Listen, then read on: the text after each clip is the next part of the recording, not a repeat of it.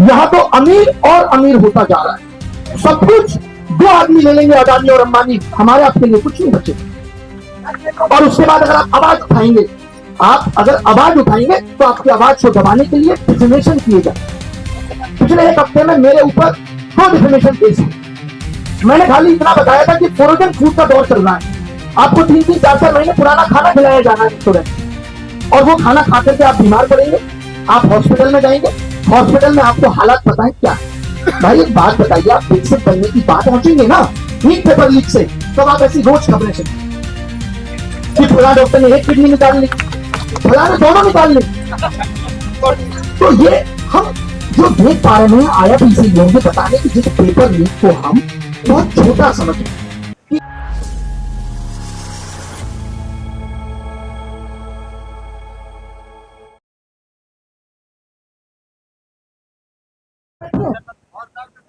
उस 45 मिनट में जब प्रधानमंत्री जी खाली थे तब तो बच्चों का दर्द बयां कर देते। हमने तो कभी मन की बात में युवाओं की बात नहीं सुनी, हमने तो कभी परीक्षा की चर्चा में असली मुद्दों की बात नहीं सुनी। किसको पड़ी है यहाँ कि ये पसीने में लथपथ होकर के आप या हम यहाँ आगे चीख रहे हैं? किसको पड़ी है? अगर कुछ सब कुछ ठीक है तो हम यहाँ क्यों आते? और आप कह देते हो कि ये बी टीम है इसलिए ऐसा हो रहा है, ये आंदोलन जानबूझ के कराए जा रहे हैं, किसी को नहीं पड़ी साहब। ये दर्द है हमारा, हमें मालूम। हर जगह नीट का पेपर लीक कर देंगे, 25 बच्चे मर गए। साकेत के होटल में आग लग जाएगी, 22 लोग मर गए। लाइब्रेरी में आग लग जाएगी, 22 लोग मर गए। मजाक चल रहा है क्या देश में? बीएड का पेपर देने गए लोग बाहर फोटोस्टेट कराने आए, जहां खड़े थे गड्ढे में गिर गए। ये देश सुधारने आए थे आप? और सबसे कमाल की बात यह है कि आप जिस राम की बात करते हैं उसके चरित्र से आपने कुछ नहीं सीखा। वो राम रात में निकल के लोगों का दर्द दुख सुनते थे, आलोचना सुनते थे कि प्रजा क्यों हमसे खुश नहीं है, और आप उस आवाज को खत्म करने का काम करते हैं। मैं उन लोगों से कहना चाहता हूं जो ट्विटर पे और यूट्यूब पे बहुत बड़े ज्ञानी बने हुए हैं और जो इस आंदोलन की सिर्फ कमियों को निकाल के बता रहे हैं, जैसे आज तुम ये कहते हो ना कि 70 सालों में देश पीछे चला गया, आगे आने वाले वक्त में हम कहेंगे कि 100 सालों में भी देश बहुत पीछे चला गया। चाइना 1980 में हमसे पीछे था और आज देख लीजिए कहां पहुंच गया। मैं ये कहता हूं कि 2014 से पहले कोई विश्वगुरु नहीं बोलता था अपने आप को। 2014 से पहले कोई नहीं कहता था कि 2047 में विकसित भारत बनाना है। ये सब तो सपने आपने हमें दिखाए, और अब आप कह रहे हैं उससे पहले ऐसा होता था इसलिए आप भी ऐसा करोगे। क्यों भाई? ये देश किसी के बाप की बपौती नहीं, ये देश हम सबका है। कल आपने सुना होगा कि एक सीएम है एमपी के मोहन यादव जी, उनकी संपत्ति कई गुना हो गई है। सोचिए इस देश में इतनी सब चीजें हमारी आंखों के सामने हो रही हैं कि अधिकारी जमीन खरीदते हैं, वो जमीन रातों रात 3200 करोड़ की हो जाती है।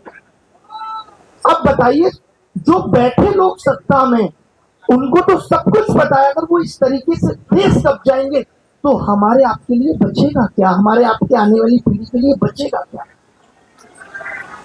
यहाँ तो अमीर और अमीर होता जा रहा है। सब कुछ दो आदमी ले लेंगे, अडानी और अंबानी, हमारे आपके लिए कुछ नहीं बचेगा। और उसके बाद अगर आप आवाज उठाएंगे, तो आपकी आवाज को दबाने के लिए डिफेमेशन किए जाएंगे। पिछले एक हफ्ते में मेरे ऊपर 2 डिफेमेशन केस हुए। मैंने खाली इतना बताया था कि फ्रोजन फूड का दौर चल रहा है, आपको 3-3, 4-4 महीने पुराना खाना खिलाया जाना है रेस्टोरेंट में, और वो खाना खा करके आप बीमार पड़ेंगे, आप हॉस्पिटल में जाएंगे, हॉस्पिटल में आपको हालात पता है क्या है। भाई एक बात बताइए, आप विकसित बनने की बात करते हैं, विकसित बनने के लिए शिक्षा और स्वास्थ्य 2 सबसे जरूरी चीजें हैं या नहीं? आज आपको यहाँ इलाज नहीं मिलेगा। पिछले 3 महीने की खबरें सुनाऊं तो आप कहेंगे कि एमपी में HIV का ब्लड चढ़ा दिया गया लोगों को। ये भारत की स्वास्थ्य व्यवस्था की हालत है। अभी कुछ दिन पहले 5 गर्भवती महिलाएं मर गई, इंजेक्शन में पानी डाल के चढ़ा दिया गया। सोचिए, अभी ये खबरें कम है, जब ये नीट पेपर लीक से डॉक्टर पहुंचेंगे ना, नीट पेपर लीक से, तब आप ऐसी रोज खबरें सुनें कि फला डॉक्टर ने एक किडनी निकाल ली, फला ने दोनों निकाल ली। तो ये हम जो देख पा रहे हैं, मैं आया भी इसीलिए हूं, ये बताने की जिस पेपर लीक को हम बहुत छोटा समझ रहे कि क्या कहा जाएगा, नीट में 22-23 लाख लोगों के साथ गलत हुआ, लेकिन इस सिस्टम से अगर नकली डॉक्टर पैदा होंगे, इस सिस्टम से नकली इंजीनियर, ये खबरें हमारे आपके सामने आ रही है लगातार कि पुल गिर गया तो किसी नकली इंजीनियर ने बनाया होगा, तभी गिर गया। अब नकली पुलिस आएंगी, क्योंकि एसएससी के एग्जाम में धड़ल्ले से चीटिंग हो रही है, तो नकली पुलिस भी आएंगी। क्या ये नेशनल सिक्योरिटी पे खतरा नहीं है? आज इन्होंने कहा कि इतनी बड़ी भीड़ में पुलिस ठीक से व्यवस्था नहीं कर पा रही, क्यों? क्योंकि हमने पुलिस व्यवस्था को कमजोर बना दिया। हमने ध्यान नहीं रखा अपने देश की पुलिस का कि किसकी जिम्मेदारी थी, ध्यान रखना, किसकी जिम्मेदारी थी कि यहाँ पे इतने लोगों के बीच में बड़ा पुलिस फोर्स हो और वो सब आपका ध्यान रखे। किसकी जिम्मेदारी थी? ये इस देश की सरकार की जिम्मेदारी थी। लेकिन सरकार किस पे चली गई? आउटसोर्सिंग पे। 4 साल के लिए आपको आर्मी में सेवा देगी का मौका मिलेगा। अग्निवीर आपने सुना होगा। आपको रोजगार मेले का सच पता है क्या है?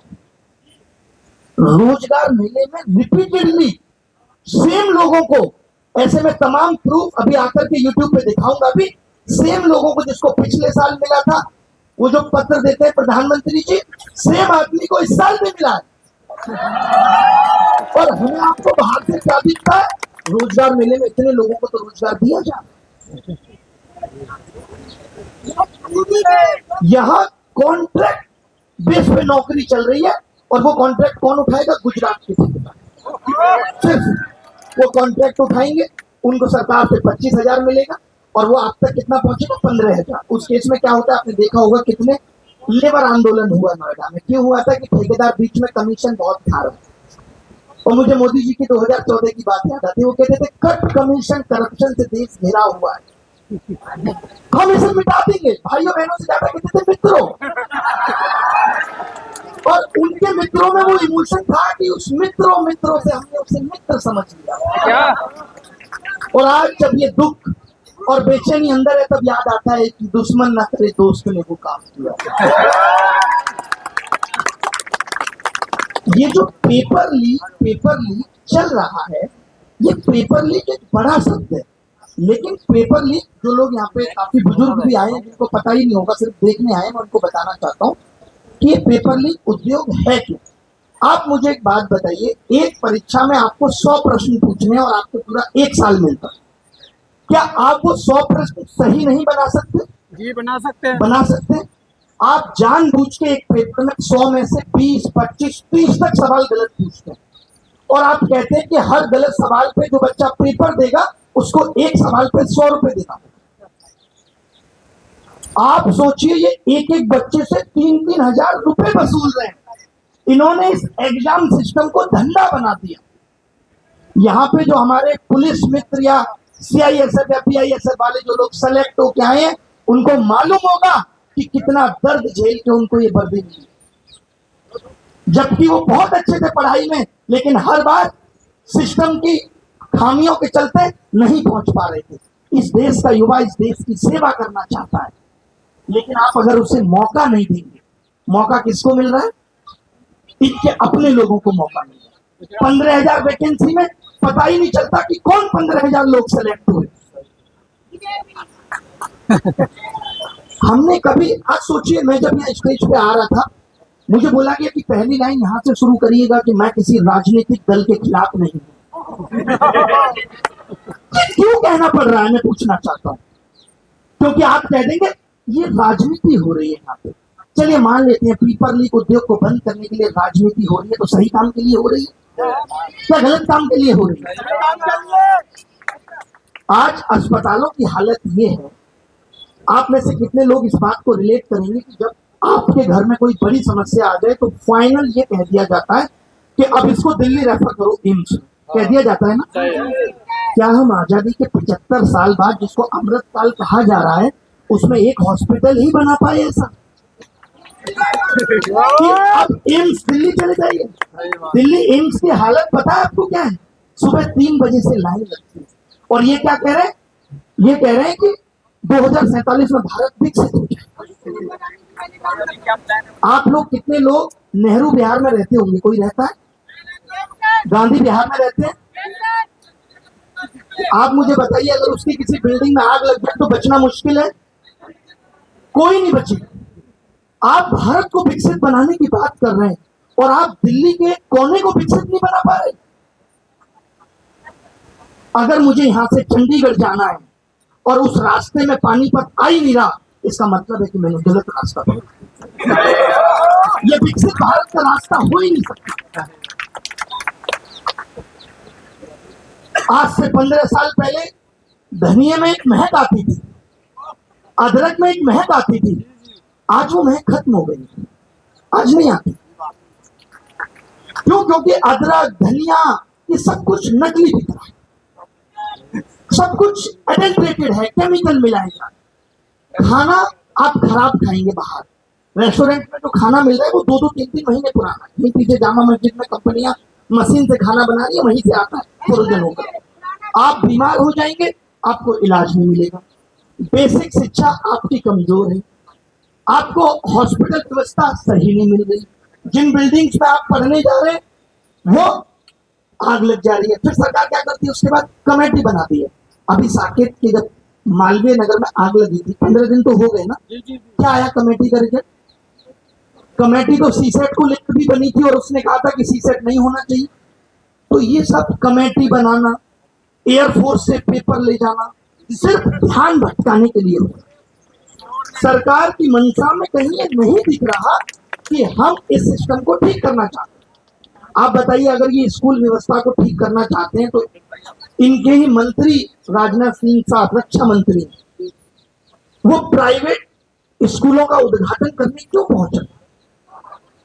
मैं पूछना चाहता हूं, आप बताइए। आज मैं आपसे पूछना चाहता हूं, यहाँ पे कुछ ऐसे बच्चे भी होंगे जो 12th करके आए हैं। आज भी बच्चा आईआईटी कानपुर ही क्यों जाना चाहता है, पटना क्यों नहीं? आईआईटी पटना नहीं जाना चाहता। तो मैं ये कह रहा हूं कि जो आईआईटी पुराने थे, आज तो आप कहते हो डिजिटल इंडिया ऐसा, विश्वगुरु इंडिया ऐसा, आत्मनिर्भर इंडिया ऐसा, तो क्या उस दौर में आप नए आईआईटी पुराने से बेहतर नहीं बना पाए? क्यों भाई? आज 2-2.5 करोड़ लोग 12th पास करके निकल रहे हैं।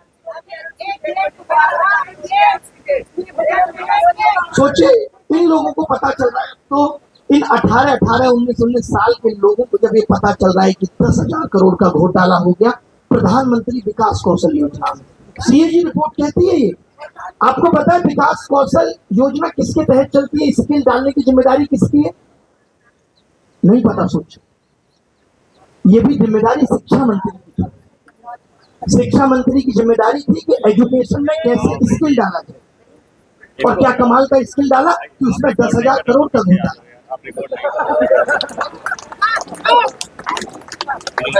आप एक आदमी मुझे बताइए जो अपनी जिम्मेदारी ठीक से निभा रहे। अब आप कहेंगे कि साहब पढ़े लिखे लोग कम हैं। अरे भाई, यहाँ तो पढ़े लिखे लोग भी नहीं ठीक से निभा रहे। वो रेल मंत्री तो आइए ना, आज तक रेल लाइन पे नहीं आ पाई, आए दिन घटना आ जाती है। ये जो चल रहा है कि शिक्षा मंत्री इस्तीफा दो, तो लोग कहते क्या हो जाएगा इस इस्तीफा देने से? अगर आप ये सोच बना लेंगे ना कि क्या हो जाएगा, तब तो कुछ नहीं, किसी से कुछ नहीं होगा। नीट पेपर देने से ही क्या हो जाएगा? डॉक्टर बन जाएंगे ना। डॉक्टर बनने से ही क्या हो जाएगा? 10 साल नौकरी कर लेंगे। नौकरी करने से क्या हो जाएगा? शादी हो जाएगी, बच्चे हो जाएंगे। एक दिन तो आपको चले ही जाना, यही सोच लीजिए। जब कुछ नहीं होगा किसी चीज से, अगर किसी चीज से कुछ होगा ही नहीं, ये सोच लिया जाए। भाई, आज हम कहते हैं ना कि लोगों ने आवाज नहीं उठाई। आवाज कौन नहीं उठाता? सोच किसकी खत्म हो जाती है? जो मर जाता, जिसका जमीर खत्म नहीं, जिसकी सांसें नहीं रहती। हमारी सांसें, हम बोलेंगे। आज इस प्रोटेस्ट में नहीं आएंगे बिजनेसमैन, उनको पता है कि उन्होंने गलत तरीके से पैसा कमाया है। सरकार ईडी और सीबीआई छोड़ देगी, नहीं आएंगे, नहीं आएंगे नेता। नेता आने से डरते हैं कि इनका प्रोटेस्ट खराब हो जाएगा। अगर इस प्रोटेस्ट में कोई भी नेता आ जाए तो ये कह जाएगा जो ये इस पार्टी के लिए हो रहा है, इससे ज्यादा दुखद कुछ नहीं हो सकता। जब मैं भी आ रहा था तो कुछ लोगों ने मुझे कई सारी चीजें दी कि साहब इन चीजों पे बोलना। कुछ लोगों ने मुझे ये भी कहा, पता है कि अब क्यों जा रहे हो, आंदोलन में दम नहीं है। मैंने कहा तभी तो मेरा फर्ज है कि मैं दम डालूंगा।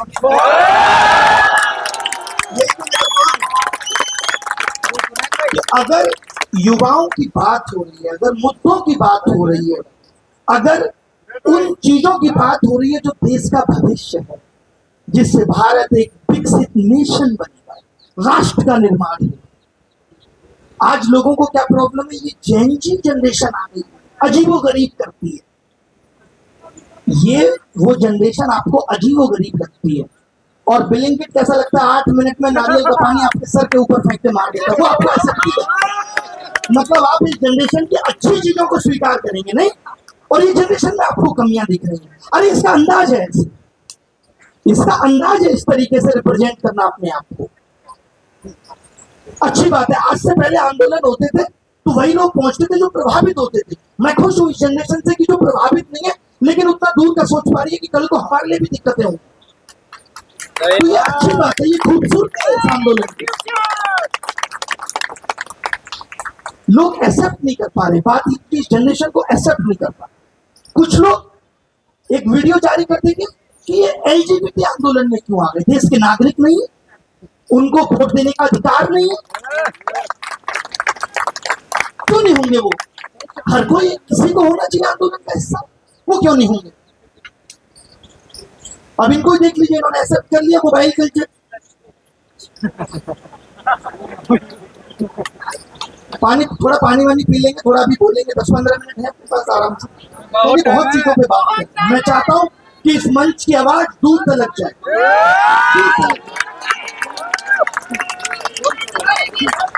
बॉलीवुड में भी जाएगी, बॉलीवुड में भी जाएंगे, बॉलीवुड में बॉलीवुड तक आवाज। बहुत बहुत देखिए क्या आक्रोश है इनके अंदर। ये कह रहे हैं कि बॉलीवुड आवाज नहीं उठा रहा। अरे भैया बॉलीवुड तो संसद पहुंच गया है। हम पे और आप पे तंज कस कस के 2019 में सबकी बात हुई। आपका जज्बा देख करके मेरा खून और खोल रहा है। 2019 में जब चुनाव हुए तो ये कहा गया कि 2 करोड़ लोगों को रेलवे में नौकरी मिली। 2 करोड़ लोगों को रेलवे में नौकरी मिली, बड़ा खुश हुए और फॉर्म भरा लिया गया। 3 करोड़ लोगों ने फॉर्म भरा, सोचिए, और सबसे 500 रुपए लिया गया कि आप 500 रुपए दीजिए। जब आप पेपर देने आएंगे तो आपका 400 वापस कर दिया। पेपर हुआ 3 साल बाद, और वो भी तब जब तमाम ट्विटर आंदोलन चलाने पड़े, जिसमें गंगा ने कहा था कि ये लोग बंदर हैं।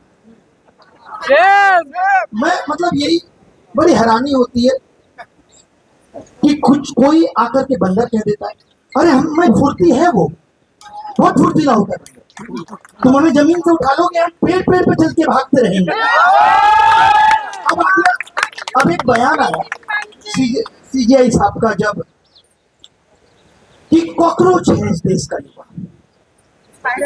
कॉकरोच तो गंदगी में ही होता है, और तुमने उस सिस्टम को इतना गंदा बना दिया तो कॉकरोच तो आना ही था।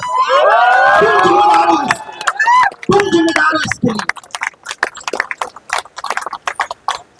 आज एक समस्या नहीं, आपके साथ गलत हो जाएगा। कितने सारे बच्चे ऐसे हैं, मैं दिन भर के 1000 मेल पढ़ता हूँ, और ये काम मैंने 5 साल पहले ही छोड़ दिया था। बहुत सारे लोग मेरे बारे में भी ट्विटर पे लिखते हैं, अगर ये आवाज उन तक पहुंचे, वो कहते हैं इसका भी कोचिंग जल्दी बंद होगा। मैंने 6 साल पहले खुद बंद कर दिया। ऐसे ऐसे कमेंट आते, लोग ऐसे डराते, बोले तुमको ये सरकार छोड़ेगी, क्यों नहीं छोड़ेगी भाई, पहले पकड़ो तो सही। मतलब छोड़ेगी, मैं गलत कर रहा हूं। अगर पेपर लीक हो रहा है, सरकार नहीं देख पा रही ना, बच्चों की आंखों में मरते हुए सपने तो मैं देख रहा हूँ। मेरे पढ़ाने की सार्थकता क्या है? मैं क्यों पढ़ाऊं? मैं आपको पढ़ा के, यानी जो काम सरकार कर रही है वही मैं करूं कि आपके साथ गलत होता रहे, बस मुझे पढ़ाने से मतलब है, मैं अपना काम करूं। कौन कर रहे हैं अपना काम? वित्त मंत्री कर रही है अपना काम, तभी महंगाई यहाँ तक पहुंच गई। शिक्षा मंत्री कर रहे हैं अपना काम, हर तीसरे महीने तो चुनाव कराने चले जाते हैं। शिक्षा उनके ट्विटर से लेकर के जिंदगी में कहीं कोने में पड़ी है। वो तो अब इतना प्रेशर बनाए तो एक दो इंटरव्यू देने लगे, उसके लिए भी उनको अच्छा स्क्रिप्ट राइटर रखना चाहिए। उलूल जुलूल बातें करते हैं कि दहशत गर्दों की पीठी, दहशत गर्दों की पीठी। मैं ये मान रहा हूँ, मुझे इससे खुशी हुई कि कम से कम उनके अंदर दहशत तो आई, लेकिन दहशत आई तो सही, बोलने में मजबूर तो हुए। ये जो इस्तीफे वाली बात है, बहुत लोग क्या इस्तीफा क्यों? अरे हम ये चाहते हैं कि इस चीज का शुभारंभ हो। क्या लगता है कि अभी हम धर्मेंद्र प्रधान का इस्तीफा मांग रहे हैं? एक बार दो तो सही, फिर हमारी लिस्ट बहुत लंबी है,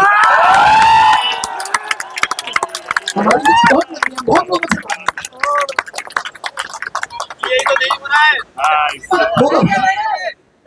जब आए दिन खाने में मिलावट की खबरें आती हैं, फूड फ्रोजन खिलाया जा रहा है, नकली पनीर पकड़ा जा रहा है, नकली मावा पकड़ा जा रहा है। आज आप जिम जाएं और जिम वाला कहते प्रोटीन ले लो, तब दिमाग में आता है यार प्रोटीन में तो लेड पाया गया था, पता नहीं क्या होगा, लेना चाहिए तुम्हें। हर मोड़ पे हम लोग डर में जी रहे हैं, हर मोड़ पे। तब जाके पता चलता है कि फसाई कौन देखता है? नड्डा साहब देखते हैं, जिन्होंने प्रधानमंत्री के चेहरे के अलावा कुछ देखा ही नहीं। मैं उनको इतना ही जानता था कि प्रधानमंत्री जी कहीं जाते हैं तो इनका कोई प्रोटोकॉल होता होगा, एक आदमी आता होगा जो उनको अप्रिशिएट करेगा, माला पहने। मेरे को इतना ही पता था, मुझे नहीं पता था। सोचिए, मैं थोड़ा बहुत फिर भी पढ़ता हूँ, तो मुझे पता चला ये आदमी हेल्थ मिनिस्टर भी, जिसने सिर्फ प्रधानमंत्री जी की हेल्थ का ध्यान रखा। वो दिन पे दिन यंग हो रहे हैं, वो दिन पे दिन यंग हो रहे हैं, और आपके जैसे लोग सूखते जा रहे हैं। क्या हुआ? मिलोडी पहुंच जाए, चलने देना।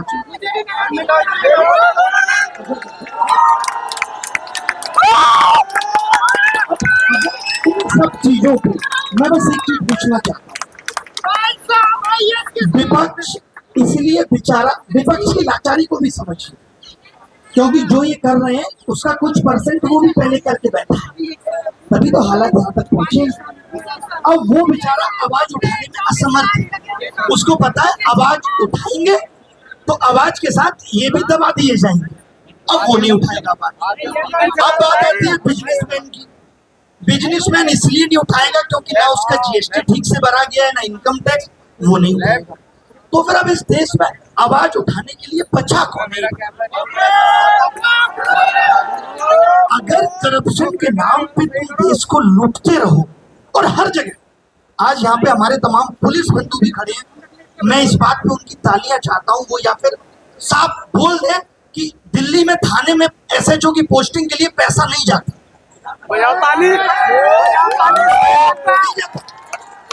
और इस हिसाब से थाना तय होता है कि कहाँ पे ज्यादा क्राइम है। जो आदमी ये कह के पैसा देकर जाता है कि उस थाने में ज्यादा क्राइम है, वो थाने का क्राइम रोकेगा? बिल्कुल सही बात है। बताओ, आप डिजिटल इंडिया की बात करते हो और आज आप ड्राइविंग लाइसेंस भी बनाने जाओ तो दलाली लगी, बीच में दलाली। आप करेक्टर सर्टिफिकेट बनवा के जाओ तो वो आदमी जिसका खुद का करेक्टर खराब है वो आपका करेक्टर सर्टिफिकेट बनाने के लिए। और आप बात कर रहे हैं डिजिटल इंडिया का दौर है। डिजिटल इंडिया क्या खाली यूपीआई से पेमेंट कर दिया 10 रुपए का? ये डिजिटल इंडिया थी कि आपके सिस्टम, जब बच्चा पेपर देने जाता है वो बाहर लीक हो जाता है, हैक हो जाता है, आपका सिस्टम इतना स्ट्रांग नहीं है। ये डिजिटल इंडिया थी। आप पेपर ठीक से नहीं करा पा रहे, ये डिजिटल इंडिया थी। ये हिस्सा नहीं था डिजिटल इंडिया का। और फिर आप कहते हैं आवाज क्यों उठती है? आप झूठ पे झूठ बोलते रहेंगे, इस देश का मीडिया उस झूठ को जस्टिफाई करता रहेगा और हम आंख बंद करके बैठे रहेंगे। क्यों? क्योंकि हम देश प्रेमी हैं, बोलेंगे, डंके की चोट पे बोलेंगे। असली देशभक्ति तो यही है, सवाल पूछना सत्ता से, असली देशभक्ति है। वो लोग जो आज सवाल नहीं पूछ रहे, गद्दार है वो देश, जिनके अंदर सवाल। एक बात बताइए, बिल्कुल बॉलीवुड में धीरे धीरे आएंगे दोस्त।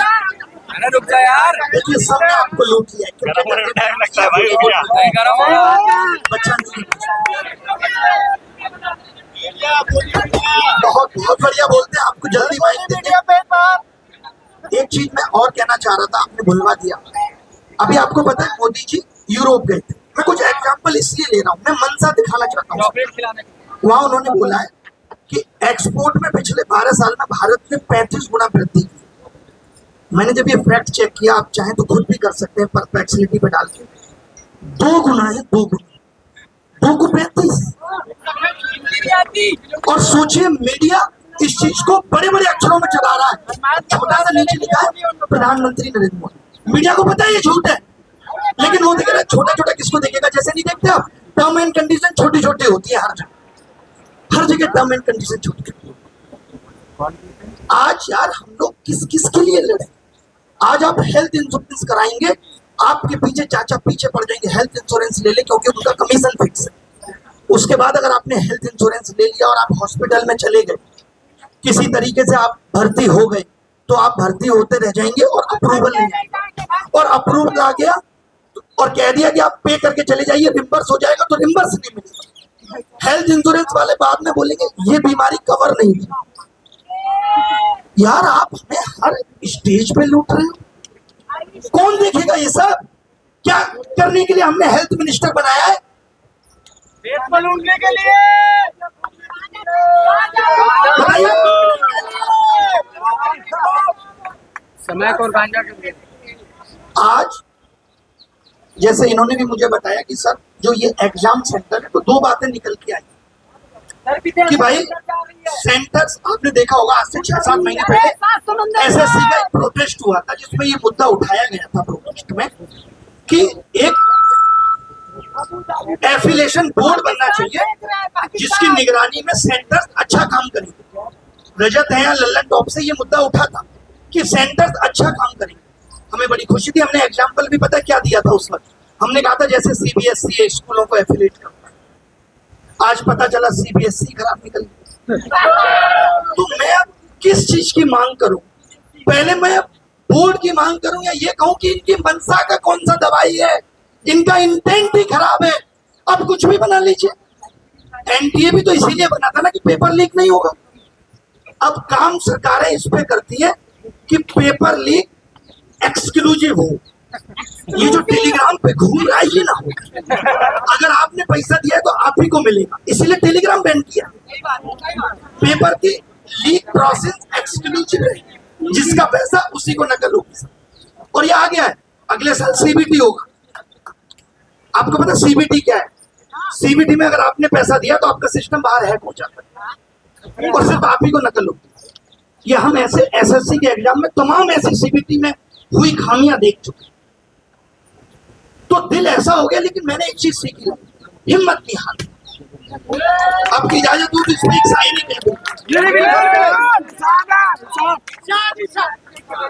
गम मेरे साथ बड़ी दूर तक, गम मेरे साथ बड़ी दूर तक गए, पाई ना जब मुझ में थकान तो वो खुद थक गए। अंतिम सांस तक लड़ना है। क्या लगता है? बहुत से लोग मुझे कहते हैं, एक टीचर है यूपीएससी के, बहुत फेमस है, बहुत फेमस है। अभी कुछ दिन पहले क्या इस देश का कुछ नहीं है, और निराशावादी है। दुनिया को राय देते हैं यूपीएससी करो, एक बार थक जाओ दोबारा करो। खुद एक बार एक काम किया फिर नहीं कर पाए दोबारा। तो मैं ये कहना चाहता हूँ, आज के दौर में हम आप जैसे लोग हिम्मत हार के बैठ जाए तब क्या होगा? देश तो जाता रहेगा। कैसे हार जाएंगे? बहुत आगे इससे जमीन जिंदा है, लोगों के लिए लड़ी। आजादी की लड़ाई से सीखा है हमने कि किसी का अपना स्वार्थ नहीं था। यहाँ तो लोग राजनीति में भी जा रहे तो अपना स्वार्थ लेके जा रहे हैं। कब मर्जी विचारधारा बदल जाएगी पता ही नहीं। ऐसे लोग देश को आगे लेके जाएंगे जो कल को कहते हैं ये खराब था और फिर उसको आकर के आप सीएम बना देते हो। क्या आप बताइए, किसी भी राज्य की जिम्मेदारी सही सीएम के हाथ में दी जा रही है? नहीं। फिर आप कहते हो देश सही हाथों में। जब देश का शिक्षा मंत्री ठीक ना हो, हेल्थ मंत्री ठीक ना हो, वित्त मंत्री ठीक ना हो, तो कैसे जस्टिफाई होगा कि देश सही हाथों में? नहीं, अम्मा भी कह रही है पीछे नहीं। अब अम्मा के मुंह पे कोई कैमरा लगा के बोलेगा तुमको भी नीट देना है क्या? पहले तो ये नीट के साथ पत्रकारों से कहूंगा पेपर लगाना सीखिए। नीट देना है, नहीं देना है। नीट पेपर की बात हो रही है। तो जब इनको क्या है, लेकिन ये आई है आवाज बुलंद, इससे पता चलता है कि आज भी ऐसे लोग भी हैं जो लोगों की आवाज बनना चाहते हैं, जिनको दहशतगर्द का। सर यूपी एग्जाम के बारे में आप बताइए कि क्या ये सरकार इतनी ना समझे, जिसको नहीं पता चल रहा कि ये लोग पेपर लीक और देश की समस्याओं में बात करना चाहते हैं? इतनी ना समझ तो नहीं, इतना तो समझ आता होगा ना। विजनरी प्रधानमंत्री जी, जिसने ये देख लिया कि भारत एग्जैक्ट 2047 में आजाद हो जाए, जीपीएस पे डाला होगा नीचे आया होगा 20 साल to reach ETA estimate time of arrival. ऐसा लगता है कि 31 जनवरी 2046 को हम और आप सोए, और जब सुबह जगेंगे 1 जनवरी 2047 को तो भारत विकसित हो चुका है। क्योंकि इस वक्त देश के प्रधानमंत्री योगी जी होंगे और वो नाम बदल चुके होंगे भारत का विकसित भारत। ये तभी सही हो सकता है। यार एक बात बताइए, डिजिटल में डिजिटल नहीं बचा, जैसे रियल जूस में रियल कुछ नहीं है, ऑर्गेनिक दामों में ऑर्गेनिक कुछ नहीं है, वैसे डिजिटल में डिजिटल कुछ नहीं है, विकसित में विकास नहीं है। आत्मनिर्भर भारत की सच्चाई इतनी खराब है कि हम इतने ज्यादा चाइना पे डिपेंड हो चुके हैं जिसकी हद नहीं, और कहा जा रहा है भारत आत्मनिर्भर भारत बने। आपने सुना होगा कल परसों एक बयान आया यशस्वी प्रधानमंत्री जी का कि भारत मोबाइल मैन्युफैक्चरिंग हब बन। आपको पता है पहले ये मोबाइल मैन्युफैक्चरिंग हब चाइना था और हमारे देश की कोई कंपनी नहीं, ये सब ताइवान, साउथ कोरिया, USA इन्हीं की कंपनी। उनको लगा यार चाइना हब बन रहा है, चाइना पे डिपेंडेंसी हो जाएगी, तो उन्होंने दिमाग लगा के बोला कि भारत में कर, और उन्होंने भारत में कुछ एस्टेब्लिशमेंट कर, उसमें हम खुशी से फूले नहीं समा कि हमारे देश में मोबाइल मैन्युफैक्चरिंग हो रही है। भारत स्क्रीन तक नहीं बना रहा, चिप तो छोड़ दीजिए। और कैसे बनाएगा, कैसे बनाएगा? ये 83% इंजीनियर हर साल बेरोजगार की कैटेगरी में आ रहा है। हमारे देश का इंजीनियर जहां जाता है अच्छा करता है, वो बेचारा पियोन का फॉर्म भर, हर एक काम करने को तैयार है। इसमें से भी बहुत इंजीनियर दिख रहे हैं मुझे। बताइए ये हालत है देश के इंजीनियर, इसकी सेवा नहीं की जा रही।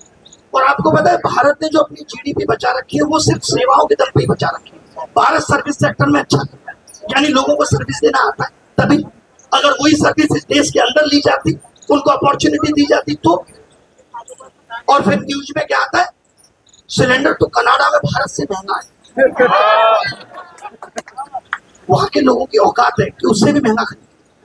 हमारे यहाँ तो गरीब और गरीब होता जा रहा है, अमीर और अमीर। ये हमारे यहाँ 3.5% लोग हर साल गरीबी रेखा के नीचे आ जाते हैं। क्यों? क्योंकि उनका इलाज पे खर्चा बहुत हो जाता है। इलाज की स्थिति है कि आज लोग डरते में बीमार ना हो जाए। आज एक बेरोजगार की दिल इसलिए परेशान है कि पापा मम्मी की दवाई का इंतजाम नहीं कर पा रहे, दवाइयां इतनी महंगी हो रही। महंगा छोड़ दीजिए, उसमें भी नकलीपन है। आगरा में भी कितनी दवाइयों की नकली फैक्ट्री पकड़ी गई। यार नकली दवाई, नकली पनीर, दिवाली पे आप मिठाई खाना चाहें तो नहीं खाते, क्या कहते हैं दिवाली पे नकली आती है। ये आपने मान लिया, हमने एक्सेप्ट कर लिया। नकली PM। क्या ये दुखद नहीं है कि भारत जहाँ विश्वगुरु होने की बात कर रहा है वहाँ पनीर, अंडा ये सब नकली, और पेपर लीक से आप नकली डॉक्टर, नकली इंजीनियर्स की फौज खड़ी करने जा रहे हो। कहाँ लेके जा रहे हैं देश? मैं तो ये चाहता हूँ जैसे इनका ये कहना था कि नेशनल कमीशन ऑफ इंडिया बनना चाहिए, स्टूडेंट कमीशन ऑफ इंडिया बनना चाहिए, कि स्टूडेंट के लिए भी चलो जहां उसकी आवाज सुनी जाए। लेकिन अब मेरा डर ये हो जाता है कि ये बना भी देंगे तो वो भी काम नहीं करता, जब तक कि 2-4 लोग को उनकी गद्दी से छुटाया नहीं जाए, तब तक इनके अंदर वो डर पैदा नहीं होगा। आपने देखा होगा ना, रक्षा मंत्री साहब ने कहा कि इस सरकार में इस्तीफे नहीं होते, इस सरकार में इस्तीफे नहीं होते, ऐसे ही पत्नियां छोड़ देते हैं आप।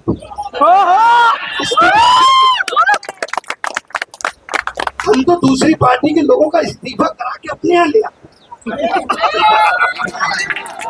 आज जब लोग मुझसे पूछते हैं कि यार नीट पेपर लीक में सीबीआई को जिम्मेदारी मिली थी, मैंने कहा जिम्मेदारी मिली थी, वक्त नहीं मिला। वक्त में तो वो विपक्ष के नेताओं पे काम करने में जा कि किसको अपने पास लाना। शुरुआत हुई थी कांग्रेस मुक्त भारत बनाएंगे, आज बीजेपी युक्त कांग्रेस हो नहीं हुई तो बताओ ना। सिंधिया साहब पे सवाल उठते थे, आज सिंधिया साहब सवाल उठा नहीं पा रहे। एक नेता जिसने आपके अंदर उम्मीद जगाई थी, मैं तुम्हारी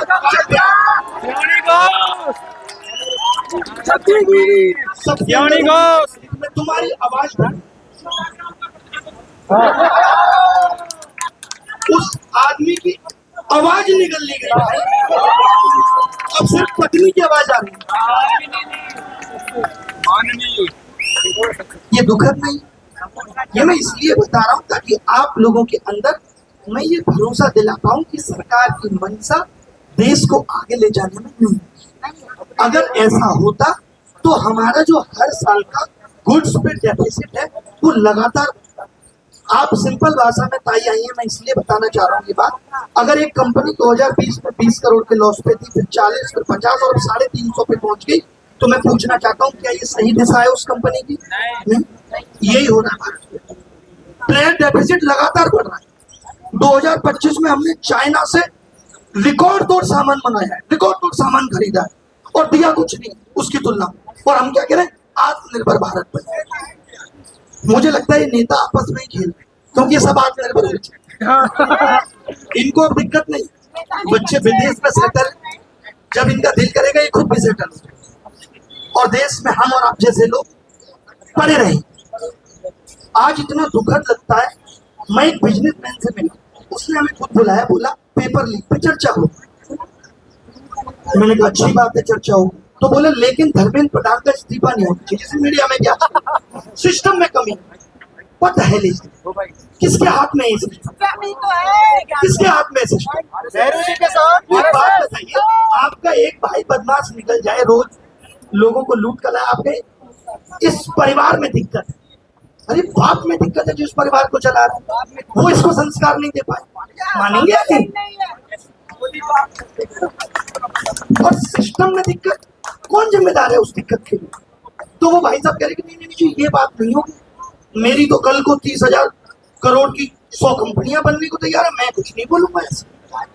उसने हमें भेज दिया। लेकिन मैं क्या बहुत अनफिल्टर्ड हूं, मैं किसी के बाप से नहीं डरता। मैंने बोला कि भाई क्या सुंदर दृश्य होगा। आज मैं उन सारे बिजनेसमैन को कहना चाहता हूँ, अडानी अंबानी और भी जितने हैं जो इन सब मुद्दों पे आवाज नहीं उठा रहे, कि जिनकी भी 400 करोड़ 500 करोड़ की कंपनियां चल रही है, वो नहीं बोलेंगे डर से। तो कितना खूबसूरत दृश्य होगा कि 10 लोग 30,000 करोड़ की कंपनी के रॉयल्स रॉयल्स से उतर रहे हैं और हमारे अपने जैसे लोग कॉकरोच की तरह रहेंगे। क्या अच्छा दृश्य होगा, ये दृश्य अच्छा होगा कि कॉकरोच रहेंगे। ये कॉकरोच एक मैसेज था, सरकार को इस मैसेज को सीरियस लेना था और तुरंत हटा देना था धर्मेंद्र प्रधान को। लेकिन धर्मेंद्र प्रधान को जब भी हटाने की बात करता है आग निकाल देता। देख मेरी कुर्सी गई तो बोले सबकी खुदा। छोटी सी कंपनी में अगर कोई आदमी ठीक से काम ना करे, 10 गलती हो जाए, 10 तो ज्यादा बता रहा हूँ, 5 गलती पे उसको हटा दिया जाता, 10 पे तो फायर कर दिया जाता, भाई कहीं और नौकरी। यही हो रहा देश में, एक गलती भी नहीं माफ होगी। और यहाँ एक आदमी बैक टू बैक गलती कर, back to back paper leak के लिए जिम्मेदार, लेकिन वो आदमी नहीं हटे। क्यों नहीं हटेगा? देश नाम क्या हमने उसके जिम्मेदारी दी थी, नहीं वो तुम निभा नहीं पा रहे, तो छोड़ दो। सबसे जरूरी तो इस देश की शिक्षा में नैतिकता है, जो हमारे नेताओं में ही नहीं बची, नैतिकता है ही नहीं। वो कह रहे हम जिम्मेदार हैं, इतने लोगों की जान चली गई। एक तो हम कह रहे हैं जिम्मेदार हो तो हट जाओ, जिम्मेदार का मतलब तो यही होता है, लेकिन हम हटेंगे। एक इतना अच्छा मैसेज जा सकता था और लोग वाह मोदी कर सकते थे अगर मोदी जी ने शिक्षा मंत्री को हटा दिया। इस देश की सरकार युवाओं के बारे में सोचा, लेकिन हो क्या रहा है, कॉकरोच को मिटा दो। लड़ाई इस बात की कॉकरोच आके से इनका कोई लेबल, 22 मिलियन लोग एक जगह इकट्ठे रहे एक प्लेटफॉर्म, आप कह रहे इनका लेबल, क्या ये बिना दर्द के एकत्रित हो गए? क्या इनके अंदर कोई दर्द नहीं? क्या इनके अंदर कोई बेचैनी नहीं? क्या कोई बात इनके मन को नहीं कचोटी? हुआ क्या ना कि इतने सालों से आवाज ना उठाते हुए सब कुछ नॉर्मल लगे, सब कुछ नॉर्मल लगे। हवा खराब है, ठीक है यार, कोई बात नहीं, घर से मत निकलो। एक आदमी 1 लीटर एथेनॉल बनाने के लिए 10,000 लीटर पानी की भेंट चढ़ा दे रहा है, सिर्फ पुत्र प्रेम की बात खातिर। और ये लोग कहते श्री राम की बात करते। श्री राम जब दशरथ को पुत्र मोह था, उस वक्त भी श्री राम वन छोड़ के चले गए थे, क्योंकि धर्म ऊपर था। वहां से सीखना था पुत्र मोह। सत्ता की भूख नहीं थी, सत्ता का त्याग था श्री राम के अंदर। हमने उस चरित्र से कुछ नहीं सीखा, हमारा सब कुछ नारों में, हमारे लिए श्री राम भी बस नारों में, चरित्र से कुछ नहीं सीखे। बहुत दुखद है। थोड़ा पानी पी लिया जाए, थोड़ा सा और बोलूंगा, बस 2 मिनट और फिर विदा।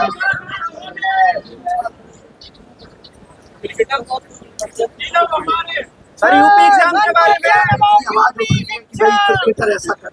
सोचिए, क्रिकेट इतना हावी है, आईपीएल, और आईपीएल के आधार पे इतनी बड़ी इंडस्ट्री चल रही है। आपने देखा होगा अभी कोचिंग माफिया पे मीडिया में बहुत चल रही है। 2 बॉडी वाले भी सर, और बड़ी बड़ी पत्रकारों ने दिखाया कि कोचिंग इंडस्ट्री कितनी बड़ी हो गई। जिस इंडस्ट्री में मैं फिर भी मान सकता हूँ कि 5% मान लेता हूँ अच्छा काम किया होगा, लोगों को शिक्षित करना, लेकिन आपने किसी मीडिया चैनल पर देखा कि आईपीएल कितना बड़ा उद्योग है, जिसमें कितने युवाओं का जीवन जकड़ लिया है। सट्टा बाजी में कितना युवा घिरा हुआ है। ड्रीम 11 न जाने कितने 1000 करोड़ की कंपनी बन गई, तब सरकार को पता चला कि ये गलत हुआ। ये नहीं, क्योंकि अब खबर नहीं पहुंच पाती। डिजिटल इंडिया थोड़ी है जो सरकार को इतनी जल्दी पता चल जाएगा कि सट्टाबाजी चल रही है। सरकार को पता है कि जब तक लोगों से ठीक ठाक मात्रा में पैसा नहीं ऐंठ लिया जाएगा और हम तक नहीं पहुंचेगा, तब तक कैसे बंद कर देंगे। एक चीज बताना, सेबी को जानते हैं आप? अभी राजेश एक्सपोर्ट करके एक स्कैम आया, जिसमें 7 महीने पहले शिकायत हुई तो सेबी की नजर में आया। इससे क्या पता चलता है कि सेबी सोई रहती है, और वो भी कुंभकर्ण की तरह सोती है, 7 महीने लगती है उसको जगने में भी। तब तक 13,000 करोड़ लोगों का स्वाहा हो चुका। यार एक स्कैम हो रहा है, हर मोड़ पे स्कैम है, और आप कहते हैं सब कुछ अच्छा चल रहा है, सब कुछ अच्छा चल रहा है। कुछ चंगा नहीं है, नथिंग चंगा थी। और मीडिया का जो काम था कोर, कि अगर आपकी समस्याओं को सरकार से जाके पूछना। ट्रम्प ज्यादा बड़ा बदमाश है या नहीं? उसके बावजूद भी आप देखते हो महीने में 1-2 प्रेस कॉन्फ्रेंस उसको भी करनी पड़ती है कि आप बताओगे या नहीं देश का क्या हाल है? तालिबान ने कर दी, तालिबान ने। कितना अच्छा हो कि मोदी जी यूरोप से लौटे और प्रेस कॉन्फ्रेंस करें और बताएं कि युवाओं के लिए इतने अवसर लेके आए हैं, लेकिन चर्चा होती है जो मोदी जी को एक अवसर मिलता है मेलोनी को चॉकलेट देने, वो अवसर ज्यादा उसमें चर्चा होना ज्यादा जरूरी। कैबिनेट की मीटिंग होती है, आते ही पता चलना चाहिए क्या हुआ, किस किसको हड़काया गया, किस किस से जिम्मेदारी छीन के दूसरे को दी गई, लेकिन मीडिया में नहीं जाती है। मोदी जी ने सबको सलाह दी है डिहाइड्रेटेड।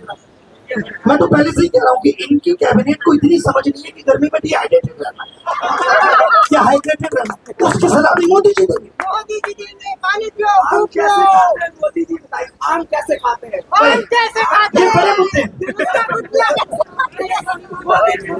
मोदी ने दाल मोदी में क्या होता है? पसीना पोंछ के ग्लो करते हैं। आप देखने क्यों जा रहे हैं उन फिल्मों में? ये कह रहे हैं कि युवाओं की आवाज है कि बॉलीवुड गलत फिल्में बना रहा है। मैंने तो ये बात आज से 7 साल पहले कही थी, मत देखिए, और आपने देखना कम भी किया। बड़ी खराब हालत है आजकल, कहीं भी पहुंच जाती देखते हो तो आजकल इनकी हालत खराब है। ऐसा नहीं, वो क्या है कि हम लोग देख नहीं पाते उस चश्मे से। हम जिस आदमी को सालों तक परफेक्ट समझते हैं, वो 3 शादियों के बाद भी नहीं रुक रहा है। परफेक्ट, मिस्टर परफेक्ट, ये होती है परफेक्ट नहीं, शादी परफेक्ट, ये होती है परफेक्ट। आज आप ये उम्मीद छोड़ दीजिए कि कोई भी आपकी आवाज सुनेगा, ना कोई बॉलीवुड, ना कोई क्रिकेटर, कोई आपकी आवाज नहीं। ये सब इतना कमा के बैठे हैं कि ये लंदन शिफ्ट हो जाएंगे। ठीक है, इनको भारत की शुद्ध हवा से फर्क नहीं पड़ता, वो आपको पड़ता है, हमें पड़ता है। इनको भारत में शुद्ध पानी मिल रहा है नहीं मिल रहा फर्क नहीं पड़ता, क्योंकि इनकी बोतल बाहर से आ रही है, इनको फर्क नहीं पड़ता। इनके बच्चे यहाँ पढ़ेंगे नहीं, इनको यहाँ की शिक्षा व्यवस्था से फर्क नहीं। इनके लोगों को यहाँ पे इलाज नहीं कराना, इसलिए इनको यहाँ के हॉस्पिटल से फर्क नहीं। वरना 10 साल मोदी जी को पूर्ण बहुमत दिया, क्या लोग प्यार नहीं करते थे? मैं पूछना चाहता हूँ, आप पे बहुत भरोसा किया, आपने उस भरोसे पे हर कदम पे चूका। मुझे लग रहा है आप एक्टिंग का ऑडिशन देने गए थे, आपको मिला नहीं मौका, आपको बॉलीवुड के प्रति बड़ी गुस्सा निकल गई। मीडिया से सवाल पूछो, मीडिया से। अब खाते क्या है? पद्मा अवार्ड से इन लोग को पद्मश्री अवार्ड देश खराब करने का। आज भी लोग, और जो आपके जैसे लोगों ने मुझे बहुत कुछ लिख के दिया, आप भी दे। मेरा फर्ज है सबका फर्ज। जी बताइए। ये भाई साहब कह रहे हैं मीडिया के बारे में कुछ बोलिए, तो मैं बता दूं, मीडिया में खबरें छप नहीं छपवाई जाती, और वही दिखेगा आपको, वही दिखेगा जिसका पैसा पहुंचे। इतना समझ, पीआर का खुद हमारे देश के प्रधानमंत्री इवेंट मैनेज करते। सोचिए ये खबर कितने टॉप लेवल पे चली कि नीट का पेपर बच्चों का लेट ना हो, इसलिए प्रधानमंत्री जी 45 मिनट एयरपोर्ट पे रुके। दिस इज द बिगेस्ट खबर। अरे आपको तो देश की जनता की सेवा के लिए चुना था। खबर ये आती उस 45 मिनट में मोदी जी ने 10 ट्वीट किए और ये कहा है कि कांग्रेस जनता पार्टी में जितने भी मुद्दे आए मैं उनका मूल्यांकन कर रहा हूँ, और बहुत जल्दी आपको इसमें रिजल्ट सुना। ये अच्छा लगता है। ट्वीट में क्या आता है? Happy birthday. ये दूसरा लिखेगा, तुरंत आपस में बात हो जाती है, मैं तेरे लिए हैप्पी बर्थडे का ट्वीट कर रहा हूँ, ठीक है मैं थैंक यू लिख रहा हूँ। फिर ग्रुप में एक मैसेज आ जाता है, प्रधानमंत्री जी के नेतृत्व में देश बहुत आगे जा रहा है, सब ट्वीट करो, सबका एक जैसे। प्रधानमंत्री जी का कार्यकाल बहुत बड़ा हो गया, नेहरू का रिकॉर्ड तोड़ दिया है, जल्दी से सब लोग पूजा करो। और साथ में सोचिए पूजा करने लगे। अभी पूजा तो पहले करनी थी जब रिकॉर्ड बनाना था तब, अब तो रिकॉर्ड टूट गया, रिकॉर्ड के बाद कौन पूजा करता है? रिकॉर्ड नहीं पूरा किया, कैंसर के फायदे। आपसे मैं पूछना चाहता हूँ, कोई भी देश का प्रधानमंत्री हो, मैं यशस्वी हो तेजस्वी हो, कोई भी,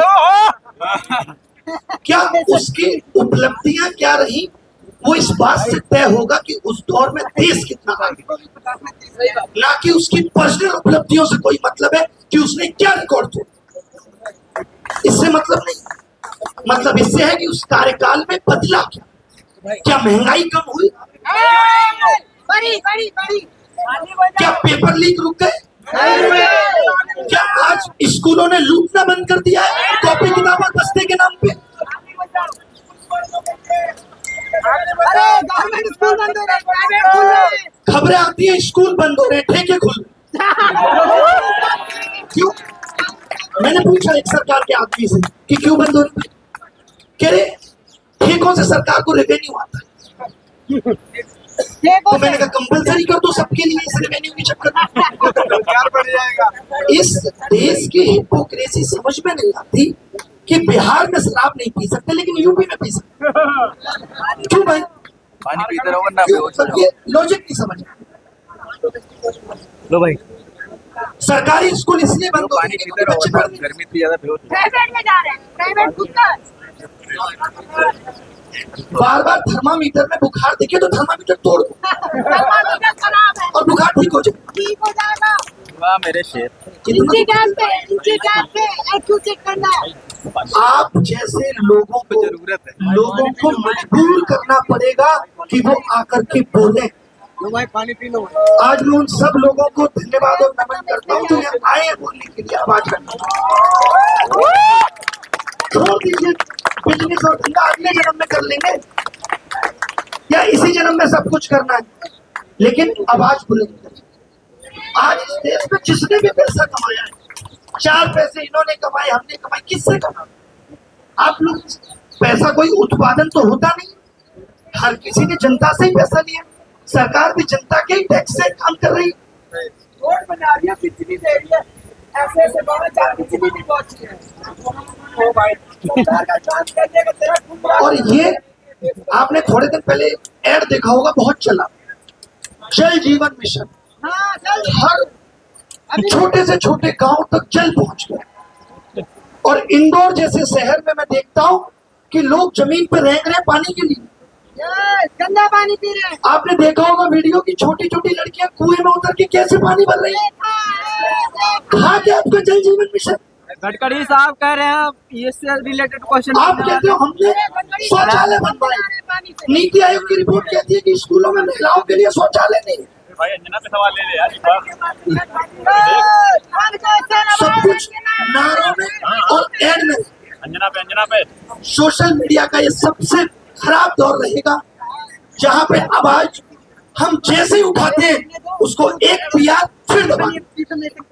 अरे नहीं आप उठाएंगे ये दूसरा मुद्दा ले, कुछ नहीं तुम बोलो। यहाँ से वो बातें बाहर निकल के जाएंगी जिनका इन मुद्दों से कोई मतलब नहीं। नाम नहीं लेंगे लेकिन रगड़ देंगे, इनका नाम के लेंगे। अभी खान साहब को सर यूपी एग्जाम के बारे में, sir UP exam, sir UPSI UP. अब पता है आंदोलन भी सरकार कैसे ले रही है। सरकार कह रही है ठीक है आंदोलन करना है, ले लीजिए परमिशन। कितना रील बनाएंगे? 20-25 बना लीजिएगा, उसका छोड़ दीजिएगा। सुबह 10 से 4 की परमिशन। भाई आंदोलन का एक ऑब्जेक्ट होगा, और जब तक वो ऑब्जेक्ट पूरा नहीं होगा तब तक लोग बैठेंगे। यही तो आंदोलन है। आंदोलन का मतलब क्या है? क्या हम लोग मजाक के लिए आंदोलन कर रहे हैं या किसी मांग के लिए आंदोलन कर रहे हैं? और वो मांग पूरी नहीं होगी। अरे मिलादी था, खुद जान जाओ। क्रिकेट इतना हावी है, इस कदर ध्यान बांट दो कि लोगों को पता ही ना चले। सर यूपीएसआई यूपी लेखपाल के बारे में। बिल्कुल बोल रहा हूँ, यूपीएसआई यूपी लेखपाल। मैंने इनको बताया, आप शायद लेट से आए, कि यहाँ पेपर लीक ही नहीं हो रहा। इसके बाद भी बहुत रास्ते हैं। एग्जाम का रिजल्ट आएगा, वो लटका रहेगा सारा। आप फॉर्म भर देंगे, इनको फॉर्म भराने की जल्दी रहती है ताकि फीस आ जाए। पेपर लेंगे बाद में फुर्सत से। ऐसा लगता है आपस में बात करते होंगे, वो 3000 करोड़ की जरूरत है, वो फ्री बीज बांटनी है, ठीक है फॉर्म निकाल दो। निकाल दो फॉर्म निकाल। आपस में इनमें कंपटीशन चल रहा है। शिक्षा मंत्री से रेल मंत्री कह रहा है हम कितना कमाएंगे पेपर लीक से, आप कितना कमाएंगे? रेल मंत्री वो कहता है सुनो हम तो गलत सवाल पूछ के कमाएंगे। रेल मंत्री कहता है ऐसा, शिक्षा मंत्री कहता है। तो फिर एनडीए शिक्षा मंत्री कहते हैं कि सर हम क्यों पीछे रहे, आप 100 रुपए लेते हैं गलत सवाल पे, हम 200 लेते हैं। एनडीए के नोटिफिकेशन में ये डाला गया है सर, नोटिफिकेशन में कि हम कोई भी गलत सवाल आएगा तो 200 रुपए। आपको पहले कैसे पता चल जाता है कि आप गलत सवाल पूछेंगे? ये कैसे आपको पता चलता है?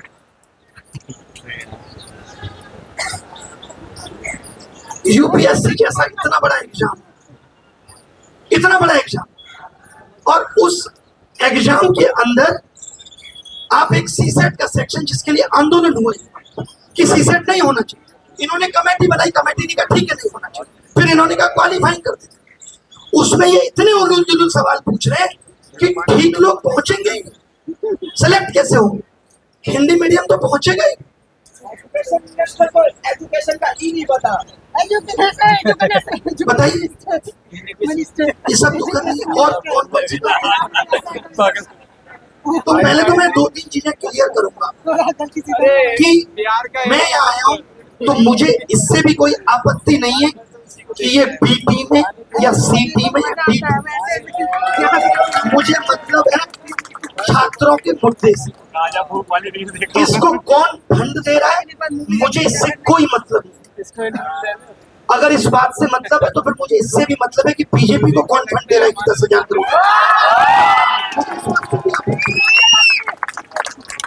जब आपसे फंड का हिसाब पूछा जाए तो आप सुप्रीम कोर्ट तक चले जाए। कांग्रेस और बीजेपी मिलकर केस लड़ती है कि विदेश से फंड ले सकते हैं, दोनों पार्टी एक हो जाती है उस वक्त। और यहाँ आंदोलन में 1,000-2,000 लोग अपनी आवाज को बुलंद कर रहे हैं, इसको कौन फंड कर रहे हैं, इससे क्या फर्क पड़ता है। ये जो युवा बेरोजगार है, आपने इसको इस लाइक छोड़ा है कि 10 रुपए की पानी की बोतल पे दिन में 4 बार ले सकते हैं। छोड़ा आपने इसको इस लाइक।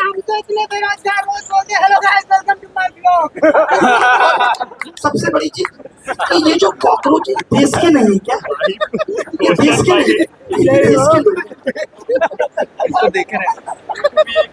एक्चुअली मैंने जो अभी कहा था कि हम बस इसे इस जनरेशन को बर्दाश्त नहीं करना, क्योंकि ये अलग है। ये 4 दिन में 22 मिलियन लोग एक जगह इकट्ठे हो जाते हैं सोशल मीडिया, ये हमसे बर्दाश्त नहीं हो। बोल भाई बोल, कुछ बोल। प्रॉब्लम ये है खत्म हो गया बीपीएससी वीडियो पर।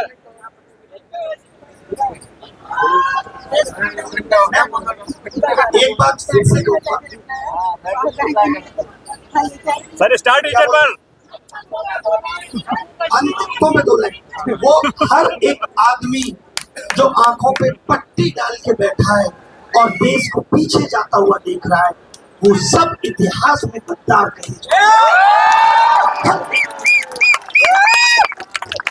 आपसे आपके बच्चे पूछेंगे कि जब पेपर लीक हो रहा था तुम इतने पढ़े लिखे मालूम पड़ते हो, तुम नौकरी क्यों नहीं ले पाए, और अगर नौकरी नहीं मिल रही थी तो तुमने आवाज क्यों बुलंद की। आप अपने बच्चों से नजर नहीं मिला पाए।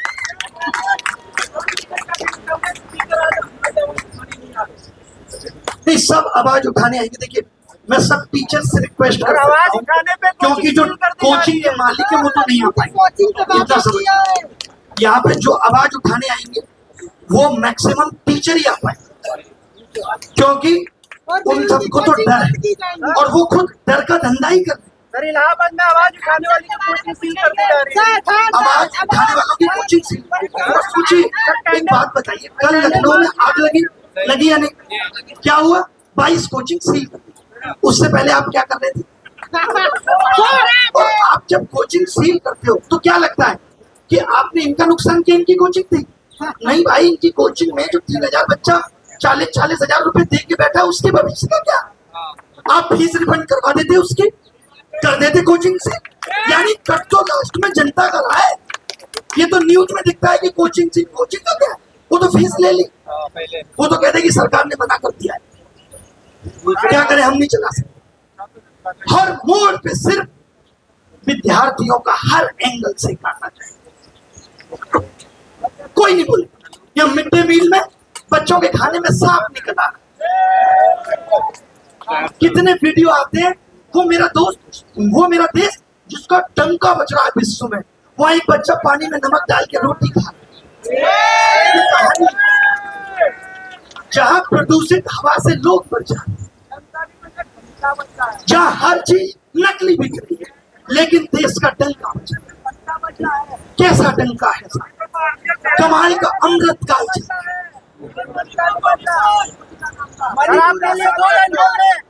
सर आपके लिए बोल रहे हैं, आपको बोलिए, सर आपके लिए अभी बुलवा।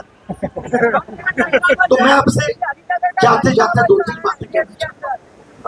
अगर हम और आप इस आवाज को बुलंद नहीं कितना तो ये समझ लीजिए कि पिछले 5 साल में चीजें खराब हुई है ना, अगले 5 साल में और खराब होगी।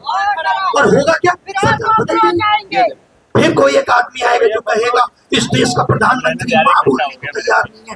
फिर कोई आदमी आएगा कि पेपर लीक उद्योग चल रहा है। फिर कोई कहेगा इतना करप्शन हो गया, 2G हो गया, 3G हो गया, और फिर सरकार बदल जाएगी। और ये लोग कमा के कहीं और से आग लगा रहे हो बीच में बता रहे हो। बस तो हम सबको जागना है, हम सबको आवाज बुलंद करनी। और ये सवाल अगर आप, जरूरी नहीं है कि यहीं आए, अगर आप गांव में तो मुखिया से पूछिए कॉलर पकड़ के, और अगर आप टाउन में हैं तो विधायक को पूछिए कॉलर पकड़ के, और अगर आप शहर में हैं तो अपने एमपी को पूछिए कॉलर पकड़ के कि जो तुमने वादे किए, जो तुम्हारी जिम्मेदारी थी, वो तुमने क्यों नहीं निभाई।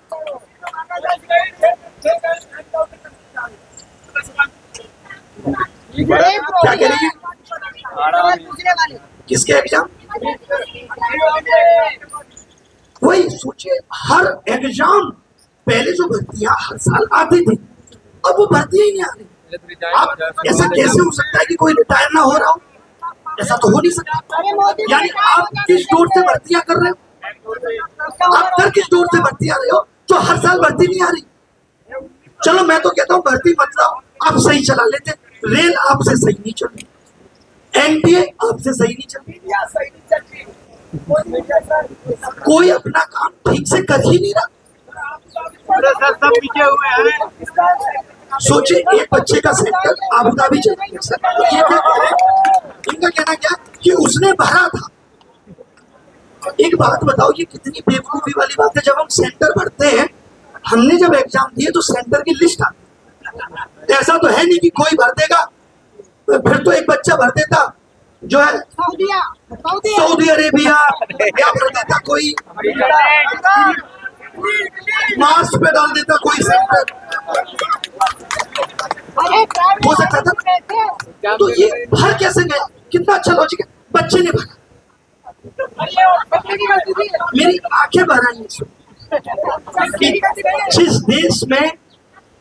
जिस देश का प्रधानमंत्री चांद पे पहुंचने के लिए वाई वाई लूटता है, उस देश में आज भी एम्स के बाहर लोग जमीन पे लेटे, उस देश में आज भी देश की राजधानी के अंदर लोग जमीन पे लेटे, और हम चांद पे पहुंच गए क्योंकि 75 साल है, अमृतकाल चल।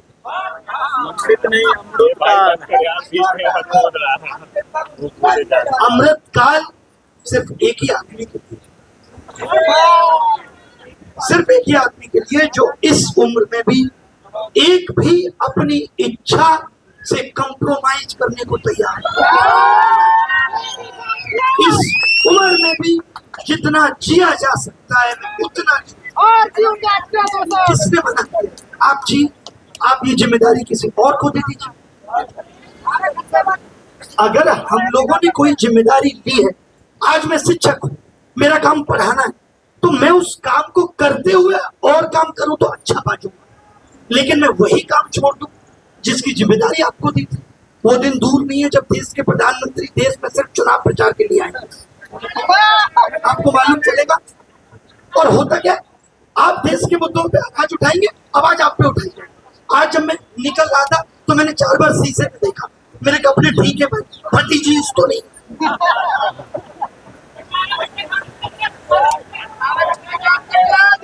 18 घंटे 24x7 18 घंटे काम कर। एक बंदे को मैंने लक्षद्वीप के बीच में घूमते हुए देखा, हर मंदिर के दर्शन करते हुए देखा, हर देश की यात्रा करते हुए देखा। तो ये काम करना है तो इस देश का हर आदमी काम कर रहा है, कोई गोवा में, कोई मनाली, छुट्टी है ही नहीं किसी। आप सबके माध्यम से गुजारिश कि इंसान को भगवान बनाना पड़ेगा।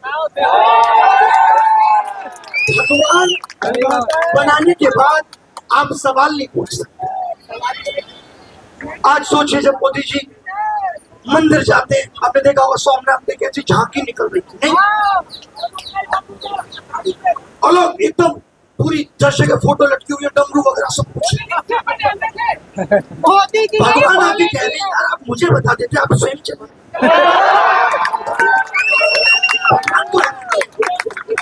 भगवान कंफ्यूज है कि भगवान कौन है।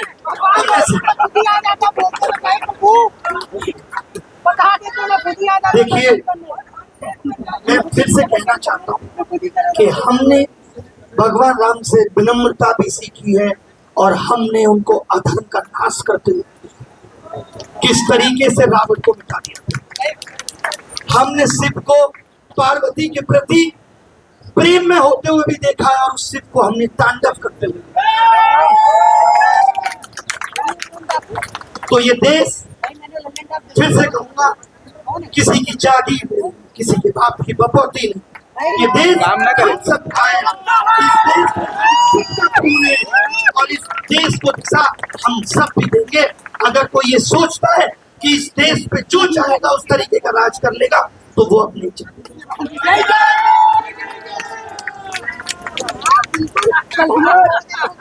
मैं आता रहूंगा आपकी आवाज को बुलंद करते हुए। आवाज तभी रुकेगी जब शिक्षा मंत्री का इस्तीफा। इस्तीफे से क्या होगा? दूसरा आएगा वही करेगा तो उसका भी होगा, उसका भी होगा, तीसरा आएगा उसका भी होगा।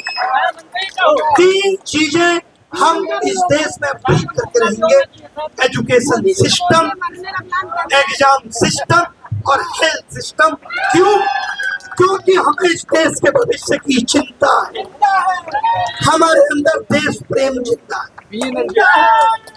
हमारे अंदर देशभक्ति जिंदा है। तो मैं आप सबसे यही गुजारिश करता हूँ, और जो लोग सिर्फ इसीलिए आते हैं कि इस प्रोटेस्ट की तीन खराब बातों को बाहर दिखाएं कि कुछ नहीं हो रहा, उन सबसे भी कहना चाहता हूँ कि मत करो ये सब, कुछ नहीं होगा, हम नहीं रुके। ये आवाज बुलंद होती रहेगी, चाहे वो सोशल मीडिया के माध्यम से हो, चाहे यहाँ से हो। ये सरकार को, जो भी लोग यहाँ सरकार के भी हो, उन सबसे भी कहना चाहता हूँ कि सरकार को इस मैसेज को भेजिए कि लोगों के अंदर आपकी नीतियों के प्रति रोष है, क्रोध है, इसको समझना होगा। रावण ने भी, अंगद जब मैसेंजर बन के गए थे तो कह दिया था दूध दूध को कोई हाथ नहीं लगाए। तो आप सब मैसेंजर हैं, हम सब दूत हैं, तो हमारे मैसेज को सुना जाना चाहिए, ना कि हमें खत्म करने की बात। तो मैं इस बात के साथ अपनी बात खत्म करूंगा। भारत माता की जय। और आप सब एकदम हिम्मत मत हारिए। मैं आपसे वादा करता हूं कि हम इस देश और इस देश की राजनीति को बदल के बहुत हिम्मत है। जो सच्चा है वो देश को सच्ची राह पे ले जाना। तो हिम्मत रखिए, हिम्मत मत हारिए। बहुत लोग कहेंगे कुछ नहीं होगा, कैसे नहीं होगा? शुरुआत हो गई है, होगा। अगर हम यही सोच ले कि कुछ नहीं होगा तो 3 साल बाद आवाज उठानी पड़ेगी। पिछले 5 साल से यही तो सोच रहे थे कुछ नहीं होगा, तो रुकना नहीं है, हिम्मत रखनी है। कौन कहता है कि उसका पता ही नहीं? ढूंढने की हद तक कोई गया ही, हद तक जाना है, उस हद तक जाना है कि देश को सही राह पर। ये गोल हमारे दिमाग में रहना चाहिए कि हम आवाज उठाना नहीं छोड़ें, चाहे कुछ भी, और काम भी करते रहे। जो आपका काम है वो आप करेंगे, जो हमारा काम है वो हम करेंगे। आजकल ऑनलाइन शिक्षा का दौर है, वक्त मिले तो पढ़ लीजिए, किताबें ले आइए, पढ़ते रहिए, बैठे रहिए, लेकिन आवाज बुलंद करते रहिए। एक लास्ट लाइन से सेशन को खत्म करूंगा कि अपना गोल नहीं भूलना, ये आवाज उठा। मुझे याद तुम हो, लेकिन मुझे याद भी है अपनी। मैं खुद को भूल जाऊं, कभी यूं भी याद आओ, तो डूब जाना है, जो करना है उसमें डूब जाना। धन्यवाद, थैंक यू।